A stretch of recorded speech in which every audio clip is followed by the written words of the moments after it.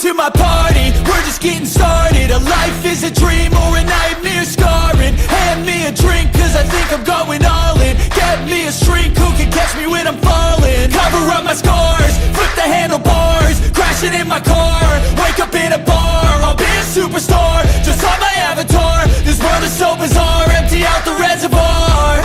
Yeah.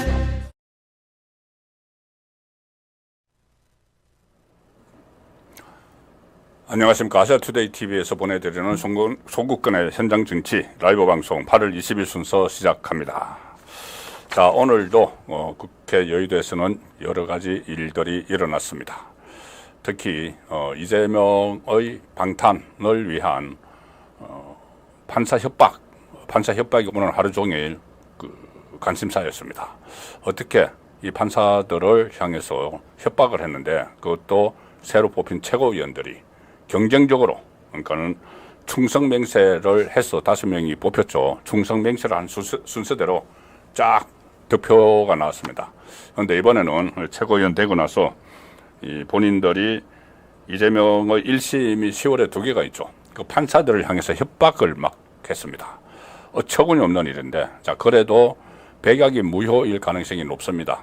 자, 이재명은 10월에 큰 정치적 고비, 저는 실각까지도 가능하다고 보는데 1심 나온 걸로 이재명은 그것까지 다 감안을 해서 지금 새로운 플랜 B를 하나 마련해 뒀습니다. 플랜 B가 뭔가 잠시 후에 설명을 드리겠습니다. 그대로 플랜 B가 있다는 것이 들통이 나고 있죠.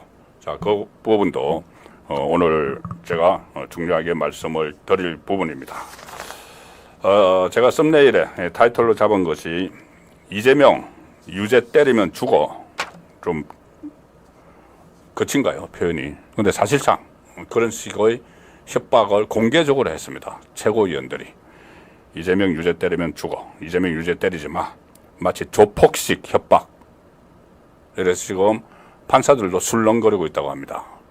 아직 그 법원에서 정식적인 그 항의나 이런 것은 나오지 않았는데, 조희대 대법원장이 따끔한 경고를 날리고 또 이 판사들을 좀 보호를 해야 되는 것 아닌가, 그런 생각까지 듭니다. 그런데 민주당의 새로 뽑힌 최고위원들이 이렇게 판사 협박까지 하고 있는데, 국민의힘에서는 이 부분에 대해서 조용합니다. 왜 그런지.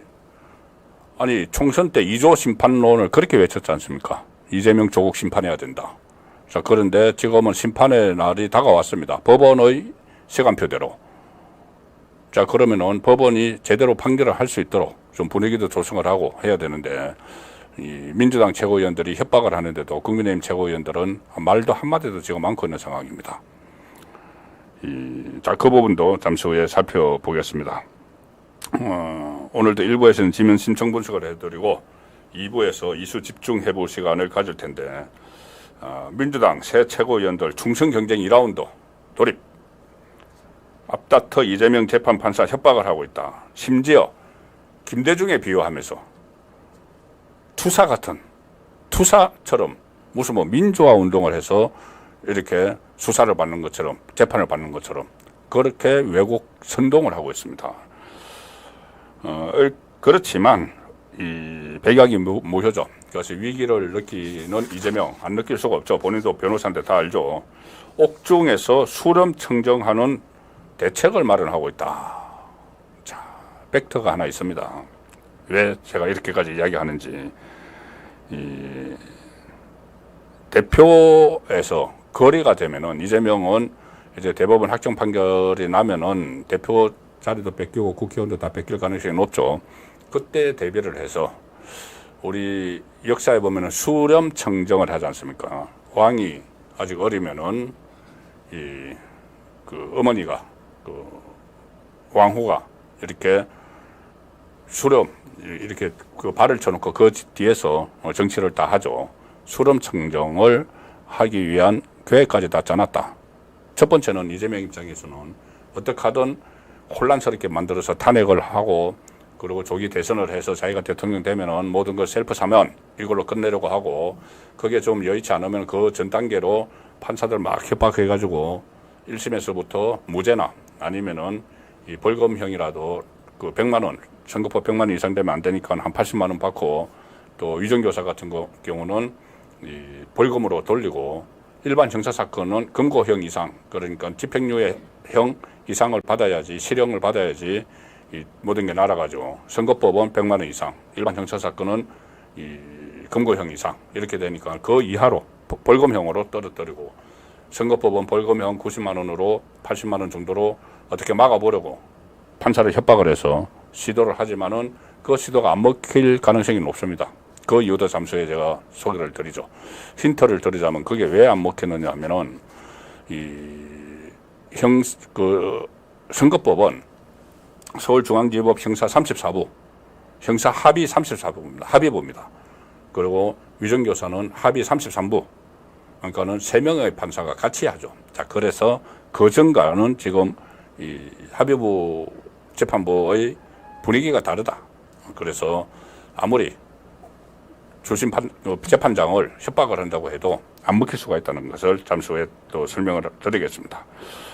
그리고 마지막으로는 임기 한 달 채 안 남은 이원석 검찰총장 할 일 하고 나가랍니다. 할 일 좀 하고 나가라. 왜 일을 안 하고 나가려고 하느냐. 할 일 좀 하고 나가라. 이원석 검찰총장. 이 성역 이야기 하는데 본인이 성역을 2개를 남겨두고 나가려고 합니다. 그 부분을 한번 짚어보겠습니다. 자, 1부에서는 일단 아시아투데이 기사 심층 분석을 시작합니다. 행간의 뜻을 다 읽어드리는 심층 분석이죠. 일단 이 아시아투데이가 오늘 단독으로 보도한 기사부터 소개를 드리겠습니다. 제목은 부정대출 파문, 우리은행 긴급 이사회를 연다는 기사입니다. 부정대출 파문, 우리은행 긴급 이사회. 우리금융지주와 우리은행이 이번 달 긴급 이사회를 엽니다. 공식 안건은 최근 우리은행에서 발생한 부정대출건으로 긴급 이사회를 여는데, 우리금융지주와 우리은행 이사회 측은 올해 5월까지 김해 금융센터에서 벌어진 180억 원 횡령사고, 최근 350억 원 규모의 부정대출건을 지금 심각하게 보고 있다. 그래서 이것이 그룹의 최고 경영자 CEO와 관련한 지배구조에서부터 문제가 발생한 것 아니냐, 이렇게 생각을 하고 있고, 우리은행의 또 넉장 보고도 있었기 때문에 긴급 이사회를 여는 겁니다. 특히 우리금융과 우리은행 이사회는 이번 이사회를 열어서 임종용 우리금융지주 회장을 물론이고 주요 경영진에 대해 크게 질타를 할 거다, 이렇게 전해지고 있습니다. 부정대출 관련한 조사를 시작한 것이 올 초인데도 불구하고 우리은행이 이사회에 알려온 건 금융감독원의 조사가 시작되기 바로 직전인 6월 말이었다. 그래서 사실상 5개월간 숨겨왔다. 이사회 측은 우리은행으로부터 관련 내용을 전달받으면서 왜 진작 알리지 않았느냐, 이렇게 질타를 한 것으로 전해졌고요. 최악의 경우에 이번 이사회에서 임종용 회장이나 조병규 우리은행장에 대한 징계 여부도 거론될지 관심을 모으고 있습니다. 우리은행 관계자는 은행 이사회는 최근 기관 입찰 결의 때문에 열리는 것이다, 긴급 이사회는 아니다, 이렇게 해명을 하고 있고, 아직 조사가 진행 중인 사안으로 경영진 질타 등을 위한 자리는 아닐 것이다, 이렇게 밝혔지만 어쨌든 부정대출건 같은 것이 있으니까 긴급 이사회에서 책임 추궁을 하지 않을 수가 없겠죠. 이 소식은 아시아투데이가 계속 단독 보도를 하고 있기 때문에 추이를 더 지켜볼 필요가 있습니다. 자, 정치면 기사 소개해 드리겠습니다. 두 번째 지면 분석은 민주 한동훈 생중계 제안에 매우 불쾌, 실무회의 취소. 이게 무슨 이야기냐면은 오늘 몰래 오후 3시에 지금 한동훈과 이재명이 대표회담을 갖기로 했죠. 25일 날 갖기로 했는데, 오늘 이제 사전 조율, 의제 같은 것을 놓고 사전 조율을 하려고 3시에 만나기로 했는데, 비서실장들끼리 이게 무산됐습니다. 자, 일단 기사 내용을 소개해 드리면서 설명을 드리죠.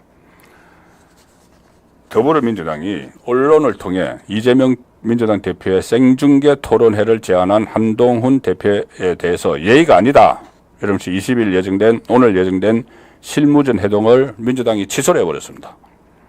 이해식 당대표 비서실장은 국회에서 기자들과 만나서 양당 대표 회담 과정을 생중계하자는 기사가 뜬 것을 봤다. 이건 예의 어긋난다. 당초 여야 대표 비서실장은 오후 국회에서 3시였습니다. 양당 대표회담과 관련해 의제 형식을 논의하기로 했었으나 회동 전에 한동훈이 회담을 생중계 형식으로 제안한다. 이 내용의 단독 보도가 나오자 유감을 표명하기 위해서 실무회담을 취소를 해버렸습니다. 어떤 보도가 나왔었냐면은 오늘 박정아 한동훈 비서실장이 이야기를 한 겁니다.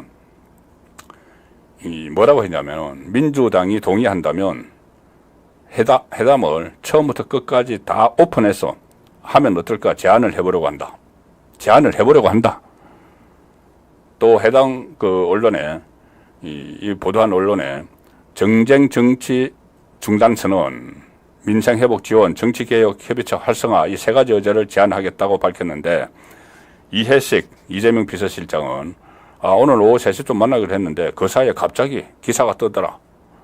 이거는 박정아 실장의 제안이 아니라 한동훈 대표의 제안인데 실무회의에서 협의 거쳐야 하는 사안을 언론을 통해 툭 던지듯 제안하는 것은 예의 어긋난다. 뿐만 아니라 한동훈 대표께서 이 여야 회담을 하나의 정치적 이벤트 정도로 생각하는 것 아닐까 생각한다. 상당히 불쾌하다.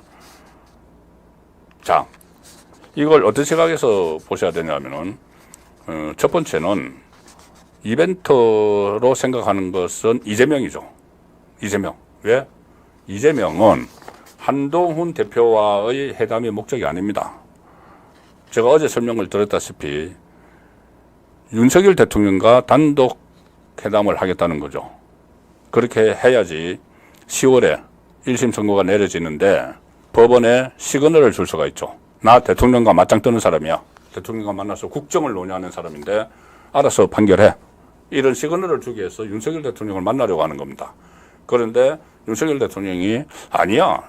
대통령과 야당 대표가 만나는 것은 옛날에 야당 총재일 때 여당 총재 대통령, 여당 총재를 겸하는 대통령과 야당 총재가 만나는 거야. 다른 예를 들어서 뭐 김영삼 대통령 겸 여당 총재와 김대중 야당 총재가 만나는 거예요. 그게 영수회담이야. 총재들끼리 만나니까.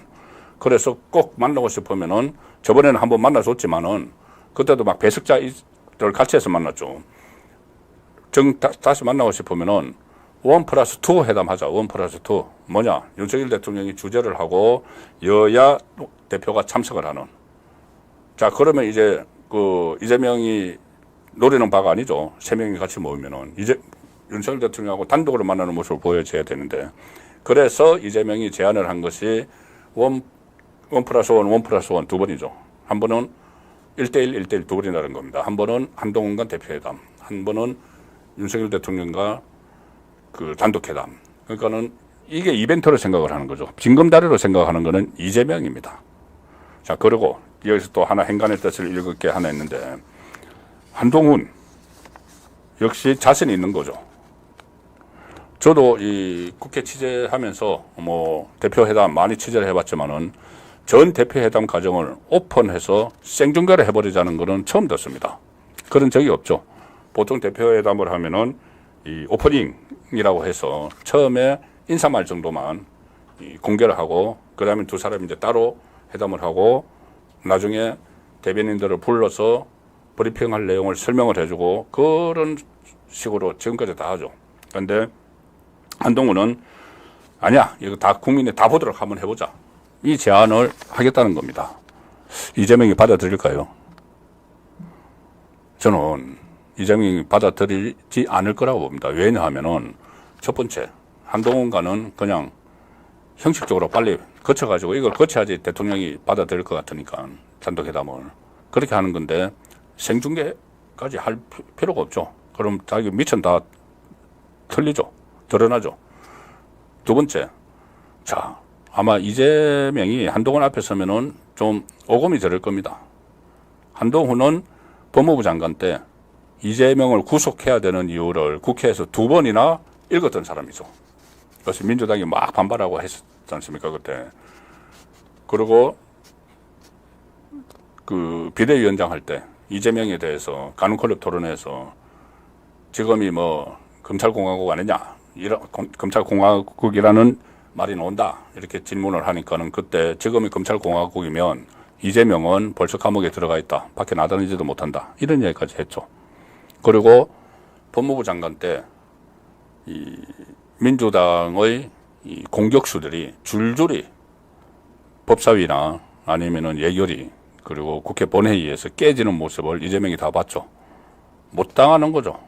말로 못 당합니다. 이재명은 이 여러 가지 어떤 그 돌려서 말하고 막 이런 거 잘하지만은 실제로 현안을 딱 놓고 토론을 하면은 자신이 없습니다. 그리고 이재명은 꼭 그렇게 부담을 감수할 필요가 없는 거죠, 지금. 그래서 아마 응하지 않을 겁니다. 단독 토론에.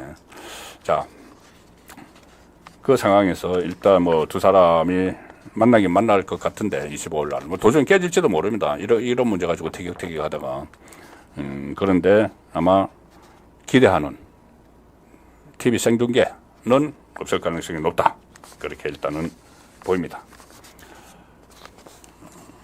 다음 소개해드릴 아시아투데이 기사는, 자, 조금 전에 제가 말씀드렸죠. 이재명의 진짜 노림수는 윤석열 대통령과의 단독 회담이다.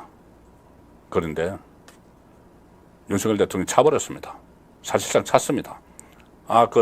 저 회담 안 할 거야, 이렇게 공식적으로 하지는 않았지만은 오히려 무시하는 거죠. 회담 제안을 아예 무시를 하고 있습니다. 지금 무시하고 있으니까 민주당이 발끈했다는 기사입니다. 민주 대통령실 이재명 영수회담 요청 사실상 거부했다. 사실상 거부한 거죠. 그냥 묵살한 거죠.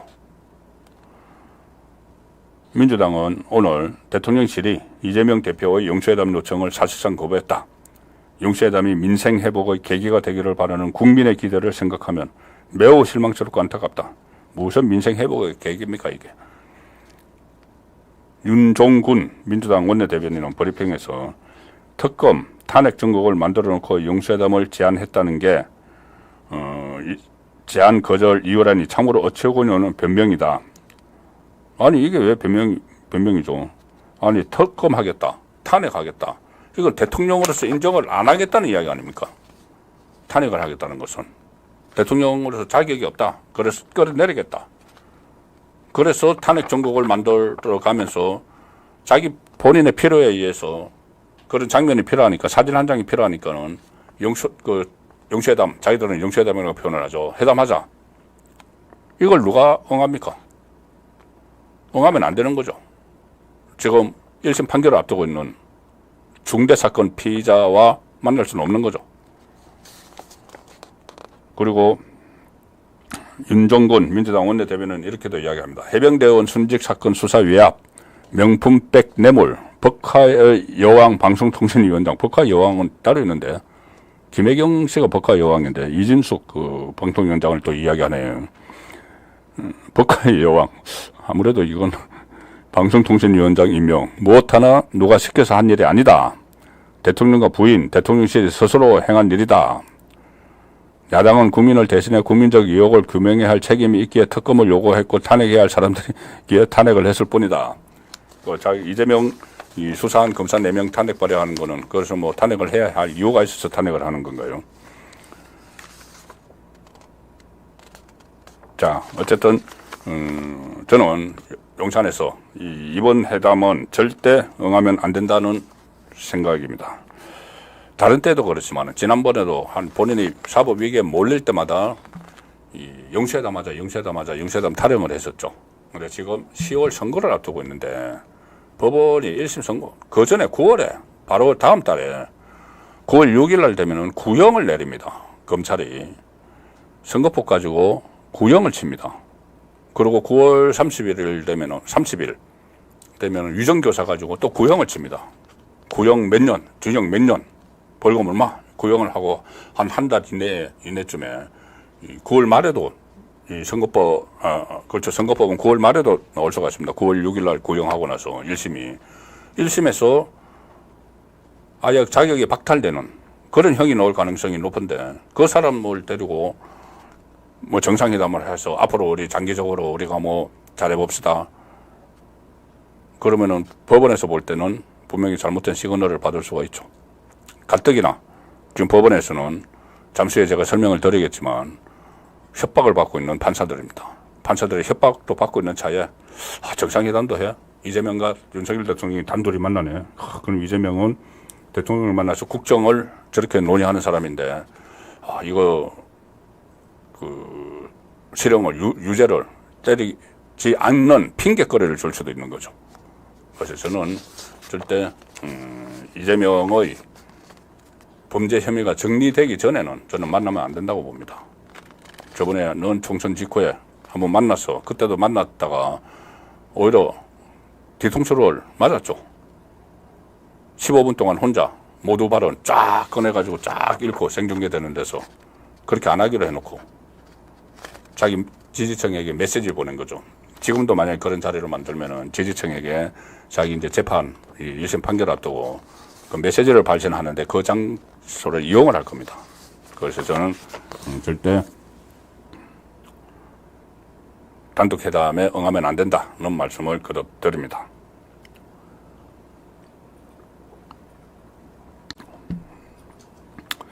어제 말씀드린 대로 오늘 문재인의 첫 청와대 비서실장 임종석, 지난번 총선 때 비명 행사를 당한 임종석 드디어 전주까지 갔습니다. 전주지검에 오늘 출석을 했습니다. 참고인 신분이지만 언제 피의자로 전환될지 모르는 상황이죠.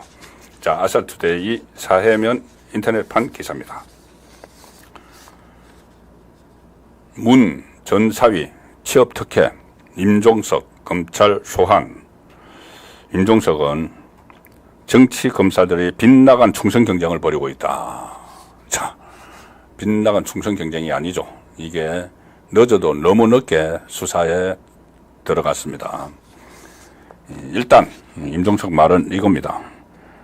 일단 임종석 혐의는 문재인 정부 당시 이상직 전 국회의원의 중소벤처기업진흥공단 이사장 임명 과정에 개입한 의혹, 소환, 전주지검 형사 3부 한영규 부장검사, 전주지검 형사 3부 검사가 9명인데 9명이 다른 거 안 하고 여기 다 매달려 있습니다. 그만큼 성과를 이제 내야 되는 거죠.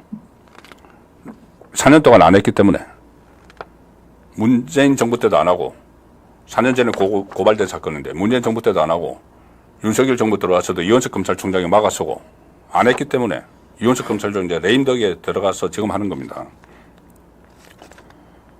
참고인 신분으로 조사했는데 임종석은 문재인 정부의 핵심 인사다. 대통령 비서실장을 지냈고 검찰은 임종석을 상대로 2017년 말 열린 청와대 비공식 회의에서 조현옥 당시 인사수석 등과 함께 이 이상직을 중진공 이사장으로 내정했는지 등에 대해 조사를 했다. 조현옥은 직권남용 권리행사 방해 등 혐의로 이미 입건돼서 현재 검찰 수사에 올라있죠. 그러면은 임종석도 입건해야죠. 이 청와대 비공식 회의가 어제 제가 말씀드린 것처럼 청와대, 지금 뭐 용산에서도 그렇겠죠. 인사위원회라는 게 있습니다. 청와대 인사위원회가 있는데 주요 장관급이나 주요 보직을 최종적으로 의결을 하는 거죠. 의결을 하는데 그 회의를 주재하고 또 소집을 하는 사람이 인사위원장이 비서실장입니다. 그것이 임종석이 이 회의를 소집을 해서 이상직에 대해서 원포인트 인사를 하는 그 일이죠. 그 일인데 그때 그 참석자가 인사수석, 뭐 민정수석 이런 사람들입니다. 그래서 인사수석을 입건을 했고 그러면은 임종석도 이제 입건을 해야 되죠. 이 문재인의 지시에 의해서 이상직을 중진공 이사장으로 앉히고 그 중진공 조직을 이용해서 태국에서 거처도 마련해주고 돈도 주고 이상직이 개인 돈을 줬는지 돈도 주고 자 그런 혐의 때문에 수사를 받고 있는 겁니다.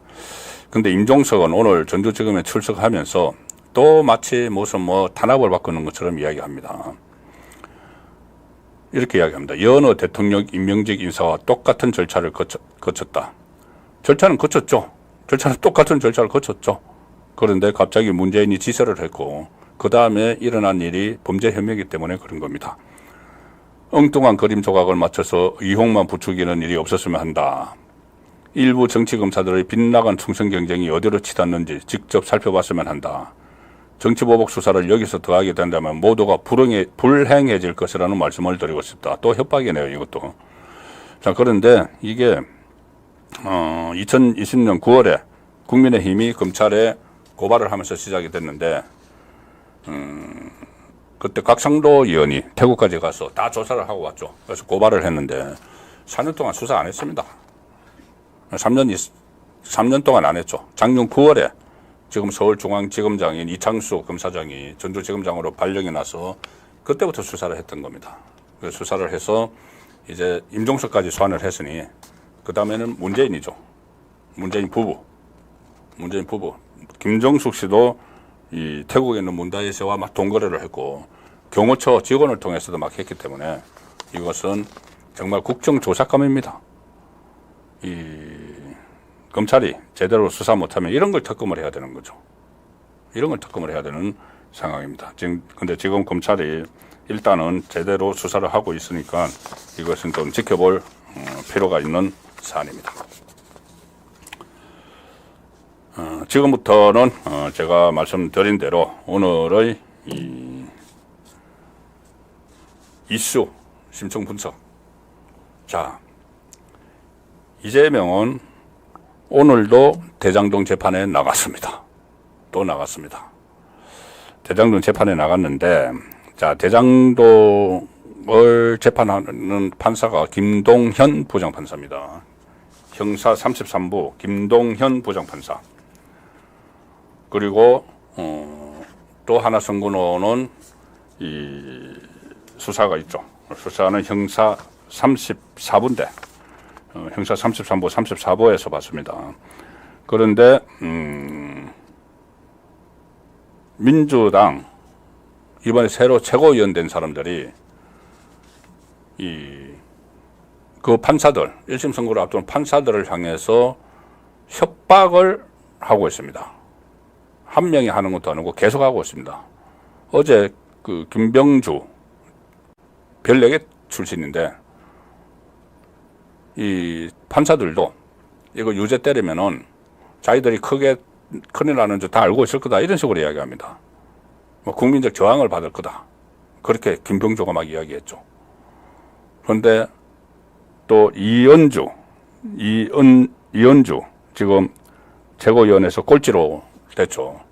이은주가 TV조선에 나와서 또 노골적으로 협박을 했습니다.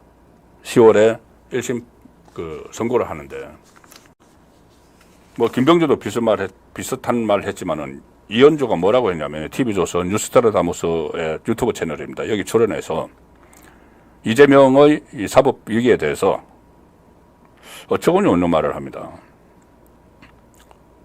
야당의 유력 대권 주자로 굉장히 기세가 높을 수밖에 없는데, 자, 판사가 판결하는데 유력 대권 주자 갑자기 왜 나오죠? 굉장히 기세가 높을 수밖에 없는데 이런 상황에서 뚜렷한 증거 없이, 증거 많죠. 녹음기도 있죠. 녹음 파일도 있죠. 유정교사 김진성 씨 자백한 것도 있고 녹음 파일도 다 있죠. 그런데 뚜렷한 증거 없이 함부로 판결했을 때는 판사가 함부로 판결했을 때는 굉장한 국민적 저항에 부딪히게 된다. 이게 지금 국회의원이 할 말입니까? 사법부 완전히 협박 우롱하고 모독하는 거죠. 입법부가. 이런 말도 합니다. 증거가 애매하거나 절차가 애매하게 진행된다거나 정치적 해석이 분분한 상황에서 판결이 진행되면 국민 저항과 불만을 불어일으킬 수 있다. 알아서 판결하라 이거죠. 알아서.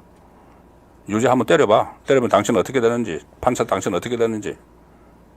이게 협박 아닙니까? 조폭식 협박이라고 제가 말씀드렸죠.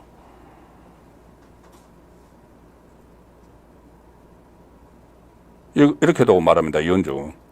사법적인 문제이기도 하지만 이게 이재명의 판결이 사법적인 문제이기도 하는 게 아니고 사법적인 문제죠.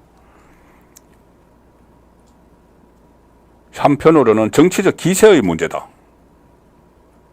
정치적 기세의 문제다. 야당 대표 이번에 또 됐으니까 건들지 마.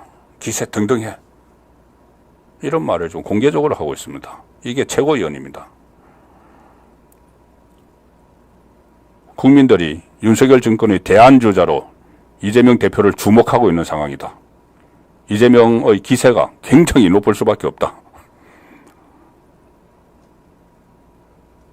이렇게도 어쩌고 저쩌는 말, 마지막 하나만 더 소개해드리죠. 일단 듣기도 거부 같을 텐데, 정확한 정황 없이 유죄가 나왔을 상황을 전제로 이렇게 이야기합니다. 그렇게 하면은 정치적인 해석이 되기 때문에 국민적 저항이 생길 수 있다.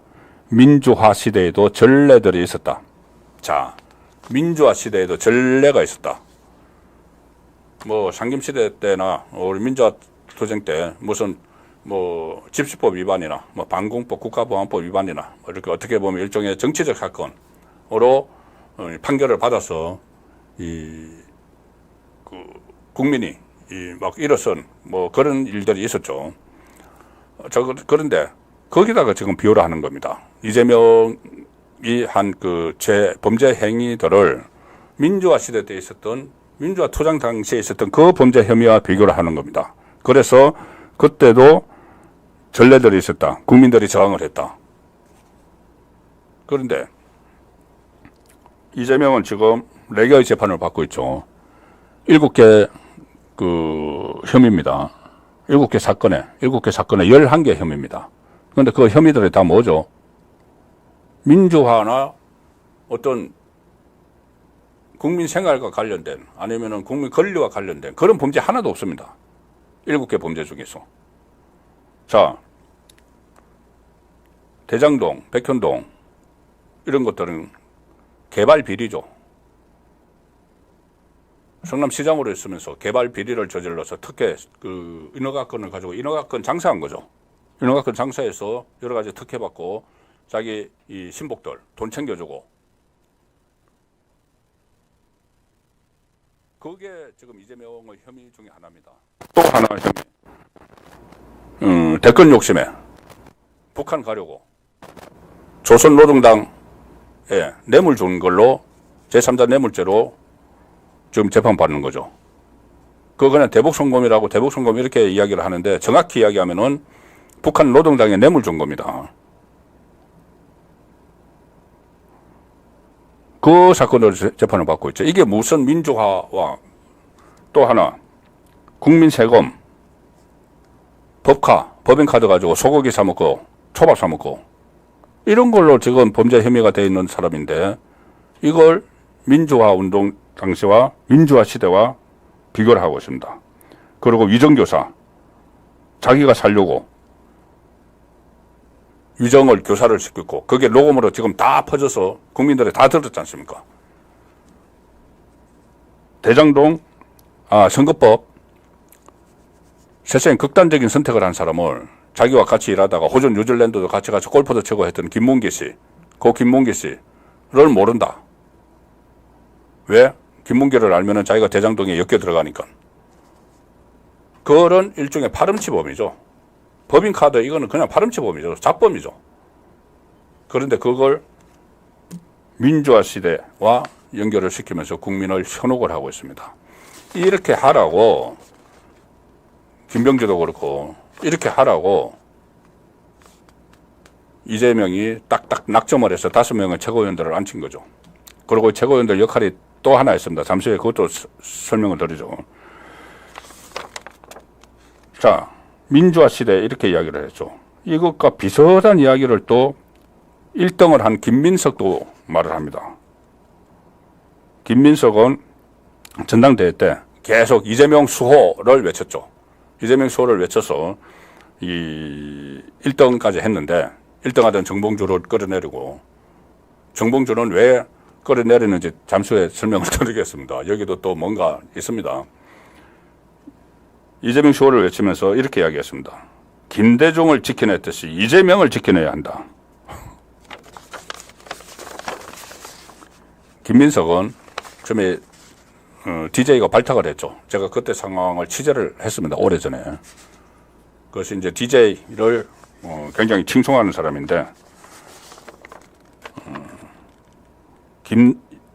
김대중의 시대적 사명과 이재명의 시대적 사명이 그리고 개인사가 고 김대중과 유사한 측면이 있다. 이렇게 이야기합니다.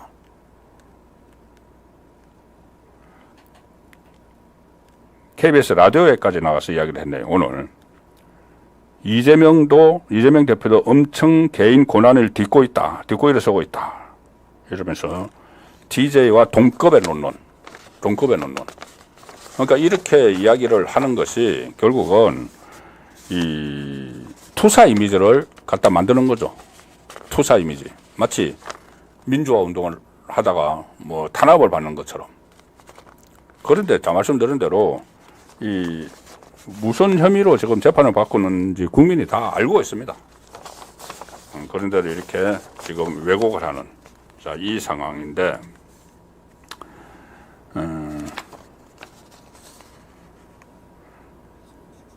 일단 이 충청경제 지금 2라운드를 펼치고 있습니다. 5명의 최고위원들이 8월 18일 날 됐으니까 이제 하루 이틀 됐는데 방송에 처음 됐으니까는 이런저런 방송에서 계속 부르죠. 방송에 나가서 계속 한다는 게 조금 전에 말씀드린 대로 이재명은 김대중과 같은 동급이야. 뭐 이런 이야기하고 또 무슨 뭐 판사들 협박하고 판사들 협박하고 이런 걸 왜 방송에서 자꾸 불러서 해주는지 물론 국민이 알아야 되죠. 알아야지 막아야 되는데 거기에 대해서 지금 국민의힘은 도대체 뭘 하고 있는 것인지 별로 여기에 대해서 이야기를 안 합니다. 판사를 지켜줘야죠. 가뜩이나 김동현 유정교사 판결을 내릴 김동현 서울중앙지법 형사 33부 부장판사는 이재명의 재판을 질질 끌어주면서 굉장히 편의를 많이 받은 그 판사죠. 그래서 우려하는 사람들도 있습니다. 김동현이 제대로 판결을 내릴 수 있을까? 그리고 또 하나, 선거법은 원래 재판을 하던 부장판사가 도망가 버렸죠. 막 시간 끌다 안 되니까는 사표 내고 나가버렸죠. 그 다음에 재판을 이어가는 사람이 이 한성진 부장판사인데 서울중앙지법 형사 34부입니다. 그런데 한성진 부장판사는 좌파 성향이다. 이렇게 소문이 나 있습니다. 우리법 연구회 이런 데 이제 참여를 했었기 때문에. 그래서 이 상황 되면은 한성진, 김동연 가뜩이나 좀 이재명을 봐주고 싶은데 이 막 협박까지 당하니까 어떻게 지금 이상한 판결을 내릴지도 모른다는 말도 나옵니다. 그리고 또 한 명의 판사는 대북 송금 사건 그 심리를 시작을 하는 이제 신진우 수원지법 형사 11부 부장판사인데 아니 이 세 판사들에 대해서 일단은 보호막을 좀 쳐줄 필요가 있습니다. 정치권에서. 야당에서 일방적으로 협박을 막 하고 급박을 하는데 국민의힘 최고위원들은 도대체 뭘 하는지 보이질 않습니다. 정치 현안에 대해서 김재원 최고위원 정도가 이렇게 방송에 나가서 활발하게 좀 대응 논리를 가지고 방어를 하는 것 같고 나머지 뭐 장동혁이죠. 장동혁, 인요한, 김민전 보이질 않습니다. 싸울 생각을 안 합니다. 이 판사들 그리고 또 조희대 대법원장도 이 정도 되면은 이 경고 메시지를 날려야 됩니다. 정치권에 대해서 야당에 대해서 판사들을 이렇게 협박을 하는데 아직은 이 법원에서 그런 움직임은 없는 상황이죠. 자 그런데 이게 협박을 한다고 해서 또 말씀드린 대로 두 명의 판사가 이재명에게 좀 우호적인 그런 성향을 가지고 있다고 해서 제가 말씀은 드리지만 그럴 가능성도 있다. 그러니까 이 무죄를 하거나 아니면 솜방망이 선고를 할 가능성도 있다고 말씀은 드리지만 그게 현실적으로 어렵습니다. 왜 그러냐 하면은 제가 두 가지 다 합의부에서 판결을 내리죠. 단독부가 아니면 단독부는 판사 혼자서 형량을 정하 유죄 무죄 유죄면은 형량 이렇게 정하는데 합의부입니다. 합의부. 위정교사는 서울중앙지법 형사 합의 33부, 그리고 선거법원 서울중앙지법 형사 34부, 부장판사가 33부는 김동현, 34부는 한성진 이렇게 돼 있죠. 과거에는 이제 합의부가 3명이 하지 않습니까? 부장판사가 있고 배석판사가 있고 그 다음에 주심판사가 있고 이렇게 3사람이 하는데, 과거에는 사법고시 시절에는 판사가 이제 사시 엄청 선배죠. 부장판사가, 재판장이. 그러면은 유죄, 무죄 또는 형량 이것을 의견을 들어서, 두 배석판사의 의견을 들어서 부장판사가 거의 독단적으로 결정을 하는 그런 시스템이었다고 합니다. 제가 법조인들에게 이제 들은 바로는. 그런데 지금은 로스쿨 제도로 바뀌어가지고 이 배석판사들이 로스쿨에 합격해서 변호사 생활을 꽤 하다가 판사로 들어오고 법복을 입었다는 거죠. 그래서 호락호락하지가 않다는 이야기입니다. 부장판사가 하자는 대로 그대로 안 따라간다는 이야기죠. 의견을 다 개정을 한다는 겁니다. 33부나 34부나 다 마찬가지겠죠. 그러면은 배석 판사들은 성향까지는 알 수가 없지만 어쨌든 이 양쪽에서 2명이 이 유죄를 내려야 된다. 이게 딱 그 처벌 규정에 따라서 그 법정형 같은 거 있지 않습니까? 그 기준이 있죠. 그럼 거기에 따라서 유죄를 내려야 된다. 그리고 중형을 때려야 된다. 이런 요건을 강하게 개정을 하면은 부장판사 혼자서 그걸 막을 수가 없다는 거죠. 자, 그렇게 이 변화된 합의부 분위기도 있기 때문에 이재명은 지금 여러 가지 방어책을 쓰고 있죠. 그래도 이 백약이 무효일 수가 있다. 지금 판사들을 협박을 하고 아마 좀 있다가 조만간 판사를 탄핵하겠다고 나올 수도 있습니다. 검사들, 수사하고 공소유지하는 검사들을 탄핵을 하는 것처럼 탄핵을 하면은 일단 직무가 정지되죠. 판사 직무가 정지되죠. 그래서 탄핵을 시도할 수도 있고, 또 심지어 윤석열 대통령을 탄핵을 좀 추진을 해서 혼돈스럽게 만드는 그런 여러 가지를 시도를 하고 있는데, 이게 다 무산될 가능성이 있다. 정말 법대로 조금 전에 말씀드린 대로 탄핵까지는 아직 길이 멀고 가능성도 거의 없고 3분의 2거를 확보 못했기 때문에 국회 의석수. 실제로 이제 10월 달에 그런 시대도 불구하고 합의부의 바뀐 분위기 이런 것을 감안을 하면은 실형이 나올 수가 있다는 거죠. 그러니까 그 피선거권 박탈형이 나오면은 어떻게 되겠습니까? 이재명은 감옥에 가든지 감옥에 안 가더라도 벌금 100만 원 이상 또는 집행유예를 1심에서 쓴 거, 물론 감옥에 가는 건 대법원까지 가야 되는 거지만 대법원도 내년 봄이면 다 결정납니다. 그렇게 하지 않더라도 정치적으로 실각이 되죠. 대법원 확정 판결이 나오기 전에라도 정치적으로 실각이 됩니다. 대법원 확정 판결이 내년 봄에 나오면은 그때 감옥에 안 가더라도 집행유예를 받더라도 정치적으로는 실각이 되죠. 완전히 실각되죠. 다 날아가죠. 대법원 확정 판결 받으면은. 그런데 10월에 1심에서 대법원 확정 판결을 받지 않더라도 이재명 손절론이 확산이 될 여건이 마련되어 있습니다. 그전에도 그랬지만은 지금 김경수가 복권을 받아서 친문 쪽에서 딱 대기를 하고 있죠. 호시탐탐 노리고 있는 겁니다. 문재인 세력이 이재명이 1심에서라도 실형을 받으면은 퇴출시키려고 호시탐탐 노리고 있는 상황이죠.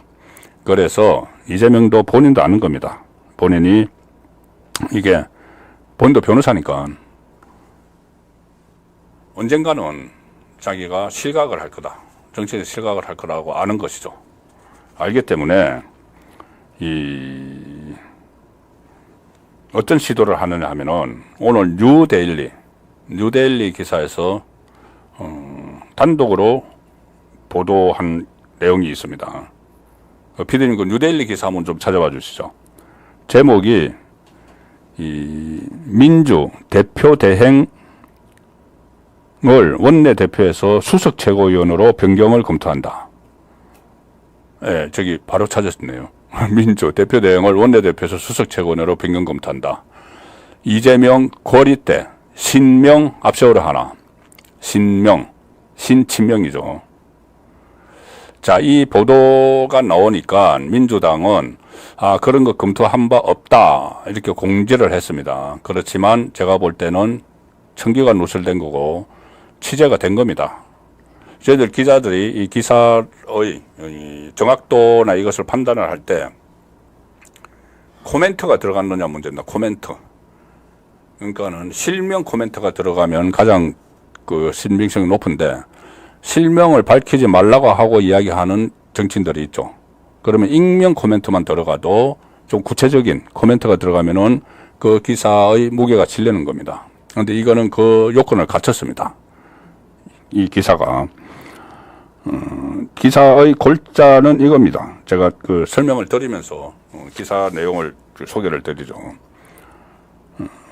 민주당이 당대표 거리 시 직무대행이 되는 1번 선계자를 원내대표에서 수석 최고위원으로 변경하는 당헌 개정을 검토하고 있다. 민주당은 당원권 강화, 기조에 맞춘 변화라는 입장이지만 정치권에서는 이재명 대표가 직을 내려놓을 경우를 대비한 포석이라는 분석이 나온다.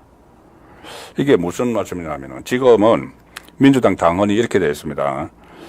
대표가 거리가 되면은 그러니까 이재명이 구속이 되거나 아니면은 피선거권이 박탈돼서 대표직에 내놓거나 할 경우에는 지금 현재 민주당 당헌은 다음 대표가 선출될 때까지 1순위는 원내대표, 2순위는 선출직 최고위원 중 득표율 순으로 대표의 직무를 대행한다 이렇게 됐습니다. 이 규정에 의해서 이재명이 연임을 하려고 잠깐 사퇴를 했을 때 박찬대 원내대표가 대표 권한 대행을 했죠. 이 규정 때문에 그렇습니다. 그런데 이 규정을 원내대표의 선계 순위를 뒤로 빼고 선출직 최고위원 중 득표율 순을 앞에다 넣는다는 겁니다. 그러면은 최고위원회에서 1등을 한 사람이 대표 권한 대행이 되는 거죠. 그러면은 이 규정을 바꿔버리면은 박찬대가 아니고 김민석이 대표 권한 대행이 되는 겁니다. 이렇게 바꾸려고 하는 이유를 명분은 뭐라고 하냐면은 당원권 강화 됐지 않느냐. 그러니까 당원 중심 정당이다. 그 말은 이 원내대표는 국회의원들이 뽑죠. 근데 당원들이 뽑는 게 아니다. 최고위원은 당원들이 많이 참여해서 뽑았다. 그러니 당대표도 당원들이 뽑았고 명분은 이제 그걸 되는 겁니다. 그래서 최고위원 중에서 1등한 사람이 이 당대표 권한 대행이 되는 거야. 이렇게 하는데 이걸 뜯어보면은 이게 일종의 이재명의 플랜 B입니다. 플랜 B. 이 민주당 핵심 관계자가 이렇게 이야기합니다. 핵심 관계자. 보통 이렇게 하면은 주요 당직자죠. 당직을 맡고 있는 사람이 뉴델리와의 통화에서 제가 코멘트를 봐야 된다고 말씀을 드렸지 않습니까? 이렇게 이야기합니다. 당 대표가 사퇴하면 당원들이 선출해서 대표성이 더 강한 수석 최고위원이 권한 대행을 맡게 하도록 하는 방안을 추진할 예정이다. 당원 주권 시대에 맞춰서 국회의원들이 뽑는 원내대표보다 수석 최고위원이 직무를 대신하는 것이 맞다는 취지다. 이렇게 설명을 합니다. 자, 그래서 민주당 검토대로 대표 선계 순서를 이렇게 바꿔버리면은 친명 중에 친명, 신이재명계로 불리는 사선 수석 최고위원 김민석이 직무대행을 맡게 된다. 이 대표가 이재명이 계속 힘을 실어줬죠. 그래서 처음에 이 하위권에 처져 있었는데 정봉주가 1위를 하고 하위권에 처져 있었는데 이재명이 막 힘을 실어주면서 김민석도 충성맹세를 하고 하면서 1등을 차지했죠. 그러니까 김민석을 처음부터 염두에 두고 한 겁니다. 이 당헌 개정을 염두에 두고. 왜냐하면은 정봉주가 1등을 계승했는데 정봉주가 수석 최고위원 되면은 당헌 개정을 해봤자 더 엉망이 됩니다. 정봉주는 호락호락한 인물이 아니죠. 만약에 이 수석 최고위원이 돼서 이재명이 유고시에 당대표 권한 대행을 맡기면은 아마 정봉주가 앞장서서 이재명을 손절을 할 겁니다. 그러면 안 되죠. 이재명 입장에서는. 그래서 김민석을 띄우기 시작하고 정봉주를 끌어내리죠. 끌어내리고, 물론 정봉주가 그 과정에서 이재명 대통령 되면 안 돼, 이런 말을 한 것이 들통이 나는 바람에 개딸들이 일제히 들고 일었었는데, 그래서 1등에서 끌어내렸을 뿐 아니라 6등으로 밀어내가지고 이 최고위원회도 못 들어갔습니다. 그러니까 이 정봉주를 끌어낼 때, 그리고 김민석을 올릴 때 이미 그런 구도가 염두에 두고 움직였다, 이렇게 볼 수가 있는 것이죠. 돌출 행동을 하는 정봉주를 1위에서 6위로 끌어내버리고 말 잘 듣고 충성맹세를 계속하는 맹목적인 충성파 김민석을 앉혔다. 그래서 이 작업이 결국은 이재명 유고시에 플랜 B, 일종의 플랜 B를 나름대로 마련했다고 볼 수가 있습니다. 또 하나 여기서 유추해서 이재명의 속셈을 내다볼 수가 있는 것이 있는데, 뭐냐면은 자기가 일단 이 정치적으로 실각을 하면은 돌아올 때까지, 자, 돌아온다는 거는 두 가지 경우가 있습니다. 만약 이재명이 이 피선거권이 박탈되는 형을 받으면은 다 날아가는데, 돌아오는 길은 두 가지가 있죠. 하나는 5년 후, 5년 동안 박탈이 됩니다. 그러면은 5년 후, 다음 대선이나, 그때 이제 돌아올 때까지 뭔가 당을 누가 막 관리를 하고 있어야 되죠. 누가 가져가 버리면 안 되죠. 근데 이재명은 5년 후까지 생각하는 것이 아니고, 어떻게 해서든 이 판을 완전히 뒤집어서, 다시 사면 복권을 받아서 조기에 돌아오는 그 상황도 다 염두에 두고 있을 겁니다. 모든 경우의 수를 다 생각을 하고 있겠죠. 그래서 일단 수렴 청정을 하기 위해서 최고위원들 5명을 억지로 8명 중에서도 정말 자기와 운명 공동체가 될 사람, 자기를 배신하지 않을, 이재명을 배신하지 않을 사람 5명을 쭉 포진시키는데 성공을 한 거죠. 충성맹세한 순으로 5명. 김민석을 비롯해서 뭐 한준호, 이현주, 김병주 뭐 이런 사람들을 집단 지도체제 비슷하게 만들어 놓은 겁니다. 자기가 대표인 자기가 밖으로 사라졌을 경우에 집단 지도체제로 자기가 밖에서 수렴청정을 하는, 감옥에 살지도 모르겠죠. 자, 그런 상황을 만들기 위해서 최고위원들 5명을 그렇게도 순위까지 다 매겨가면서 본인이 띄워서 앉혔다. 사실상 낙점을 했다. 개딸들을 총동원해서. 그런 의문들이 지금 풀리는 거죠. 왜 저렇게까지 이 최고위원을 찐명으로 만들려고 할까? 그 의혹이 오늘 뉴데일리 단독 기사를 보고 상당히 이제 풀리는, 자, 그런 느낌이 듭니다. 이런 일도 있었죠. 김민석을 띄우면서 이재명 집권 플랜 본부장이다, 이런 말까지 나왔습니다. 이재명 집권 플랜 본부장. 그런 것을 기점으로 해서 개딸들이 일제히 움직였죠. 이재명도 전당대회 기간 동안 그 김민석을 지지하는 시그널을 수차례 보내서 초반 경쟁에서 4위였던 김민석이 순식간에 일이 정봉주를 제치고 선두자리에 올랐습니다. 자, 이 코멘트가 하나 더 나옵니다. 뉴데일리에. 민주당의 한 재선 국회의원은 이렇게 이야기합니다. 정봉주 전 의원이 초반에 최고위원 선두로 치고 올라왔을 때 많은 당내 움직임이 있었다. 끌어내리기 위해서 당내 움직임이 있었다. 이재명 대표 지지층이 결집하면서 김민석 의원을 밀고 결국 수석 최고위원을 만들었다. 이미 당헌 개정을 염두에 둔 것이 아닌가 싶다. 이 당헌 개정이죠. 그리고 또 원내대표는 임기가 1년입니다. 임기가 1년이니까 박찬대도 임기가 얼마 안 남았습니다. 그런데 그리고 박찬대는 너무 약해서 이재명도 알죠. 박찬대는 그냥 대리인 정도로 그냥 잠깐 있는 거지. 그 이재명을 대신해서 당을 이끌어가고 그 정도 역량이 안 되죠. 그런데 김민석은 좀 다릅니다. 과거에 정치적으로도 많이 단련이 돼 있는 사람이죠. 자, 그런데 이 최고위원은 임기가 2년이니까 넉넉하게 할 수가 있는 거죠. 지금 새로 뽑혀서 2년 동안 합니다. 근데 박찬대는 몇 개월 안 남았죠. 그래서 또 원내대표는 1년마다 바뀌니까 원내대표가 아니고 최고위원을 내세워서 수렴 청정을 하겠다. 그런 구상이 익혀지는 내용입니다.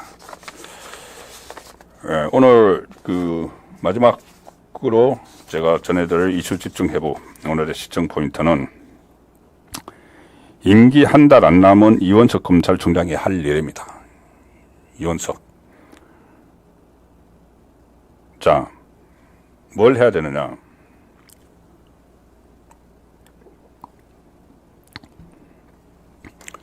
이원석 검찰총장은 취임할 때부터 취임사에서 법불악이라는 말을 했습니다. 법불악이. 법은 기한 사람에게 아부하지 않는다. 법불악이 이야기를 계속했습니다. 그리고 성역 없는 수사. 법불악이를 실천하기 위해서는 성역이 없는 수사를 해야 된다. 이렇게 이야기를 계속했죠. 최근에 김건희 파울 디올 파우치, 김건희 디올 파우치 이 수사를 지시를 하면서 성역 없는 수사를 계속 이야기를 했습니다. 그리고 대통령 배우자로서 사상 처음으로 검찰의 대면 수사를 받았는데 그 대면 조사를 받았는데 대면 조사의 장소가 검찰청이 아니고 제3의 장소에서 받았다고 해서 이원석 검찰총장은 성역 없이 하라고 했는데 검사들이 저렇게 다른 데서 수사를 했다. 그래서 마치 그것을 성역을 지킨 것처럼 이렇게 이야기를 합니다. 자, 그래서 이 성역 없는 수사를 그렇게 강조를 했는데 검찰 수사의 성역은 여러 곳에 있습니다. 가령 대기업이나 아니면 종교단체나 시민사회단체 이거 잘 못 건드는 데도 있죠. 근데 그거 다 놔두고 지금 권력 주변의 성역을 이야기하는데 이원석 검찰총장이 이야기하는 권력 주변의 성역이죠. 권력 주변의 성역이 크게 세 가지가 있습니다. 세 군데가 있습니다. 지금 상황에서 보면은. 첫 번째는 이원석이 이야기하는 살아있는 권력이죠. 윤석열 대통령 살아있는 권력. 두 번째는 성역처럼 돼 있는 게 죽은 권력입니다. 문재인 권력.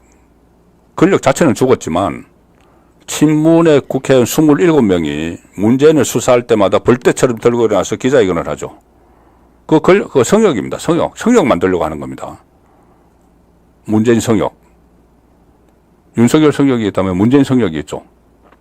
또 하나 성역이 있습니다. 미래 권력이 될 가능성이 있는 혹시라도 이재명이죠. 이재명 성역도 있습니다.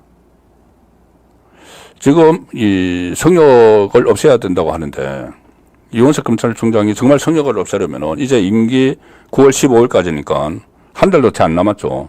그 기간에 이 나머지 두 가지 성역, 문재인 성역과 이재명 성역도 깨고 나가야 됩니다. 그 깨는 게 왜 깨야 되냐 하면은 지금 법조계에서나 정가 주변에서 정설처럼 나오는 이야기가 문재인 수사, 이재명 구속영장 재청구 이걸 막았은 사람이 검찰총장이라는 이야기죠. 그럼 검찰총장은 나가기 전에 수사를 지시를 하라는 것이 아니고 하고 있는 수사를 더 강하게 독촉을 해서 직접 챙겨야 된다는 겁니다. 조금 전에 말씀드린 당장 해야 될 것은 조금 전에 말씀드린 이 전주지검에서 하고 있는 그 수사를 독려를 막 해야 됩니다. 내 임기 전에 빨리 좀 문재인 소환이라도 하도록 임기 중에. 이재명에 대해서는 지금 법인카드 가지고 수원지검에서 이재명, 김혜경 쌍 소환 통보를 해놨죠. 그런데 안 나가고 있습니다. 8월 18일 전당대회 끝나고 보자 했는데 지금 전당대회 끝났죠. 그럼 소환을 하라고 수원지검에 지시를 해야 됩니다. 지시를 하는 거죠. 직접 챙겨야 되는 거죠. 그래서 이원석 검찰총장은 퇴임하기 전에 그런 것을 해놔야지 후임 검찰총장, 지금 심우정, 이 사실로는 그 심우정이 1년 선배지만은 이원석보다 사실기술은 그런데 후임 검찰총장이죠. 후임 검찰총장에게 부담을 안 주는 겁니다. 본인이 나가면서 성역 건들지 않은 거, 그걸 후임 검찰총장이 성역 건드리라고 이렇게 부담을 주면 안 되죠. 자기가 다 해놓고 나가야 되는 거죠. 그래서 성역을 깨려면은 다른 성역, 윤석열 성역뿐이 아니고 문재인, 이재명 성역도 깨고 나가라. 그렇게 말씀을 드리겠습니다. 송국근의 현장 정치 라이브 방송은 여기서 마치겠습니다. Welcome to my party, we're just getting started. A life is a dream or a nightmare scarring. Hand me a drink cause I think I'm going all in. Get me a shrink who can catch me when I'm falling. Cover up my scars.